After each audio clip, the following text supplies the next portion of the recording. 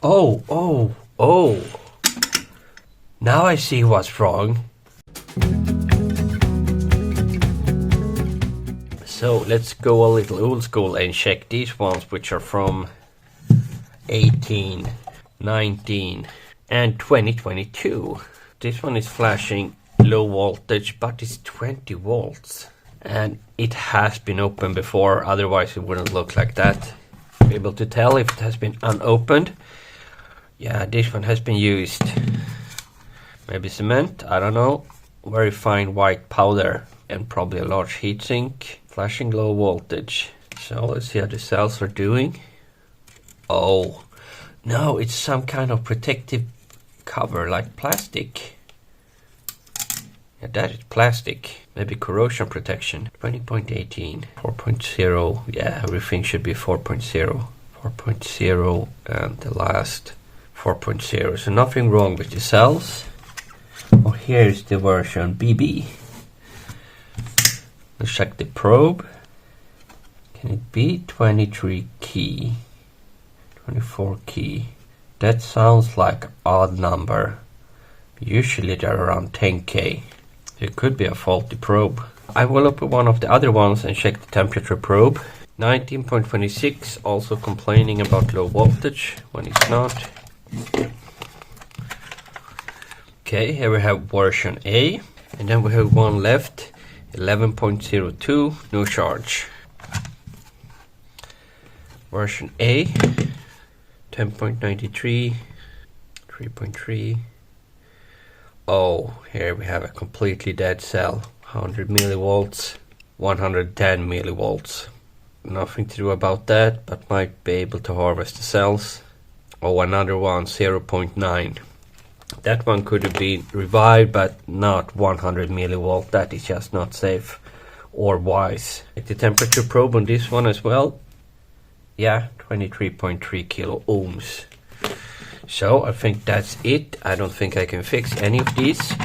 These have 2x dead. I'll try to balance.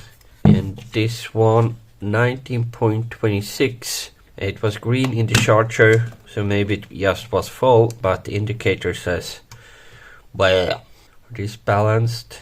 Yeah, I will start with capacity testing this one down to 15 volts, which I think is the safe limit when you don't have BMS. That's still 3 volts per cell, but I don't want to go any lower.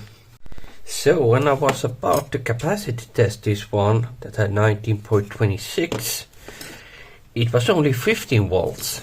Here we're 20.18, 15.3. So this one, high output 12 ampere hours, must have a BMS or a broken fusible bridge somewhere. So let's have a look under the heatsink. Yeah, I think it's attached to the layer of water protection. Okay, what is that? There are some large soldering tabs underneath, so I guess I have to check on the bottom side. This is a thin layer of silicone or something. Oh, oh, oh. Now I see what's wrong. A spot weld that have failed. So this might be a manufacturing error. Yeah, here they used a lot of spot weld, here only 2. What? They have this protective layer over where they're supposed to spot weld. So they only have those 2 points to go through. That's not very good. Oh, let's take it apart. I want to see what you're hiding. Oof. Yeah, nice springs. And now we have one side loose.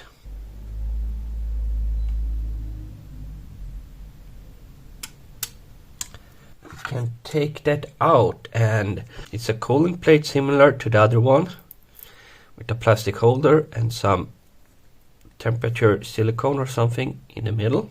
What looks to be covering 2 MOSFETs. Yet these might be to transfer temperature to the other side. But why are they split up like that? We were working with the fully charged 20 volt battery. 1 click. Now we just have the terminal, which is usually under a bus bar. Yeah. Let's see. Oh, that one only has 1 spot weld. but it seems to be holding up. And here we go. And mica plate under there. Mica plate under there. So I guess both of them are maybe fusible bridges. This one at least is. I will have my new microscope. It's not really a microscope, but oh, there you can see what that is. But that is a very strange symbol. It seems like a first it's a medical aid symbol, then a line, and then that looks like maybe a diode, and then R. But it seems to have 3 legs. Actually not that much more on the bottom. But whatever these are, they are probably getting super hot. Otherwise, why would they have all that cooling? I bought an Aplex 10x zoom, and it actually is pretty decent. However, I don't have any good holder for it, so it won't be that steady. Some amateur have soldered over here.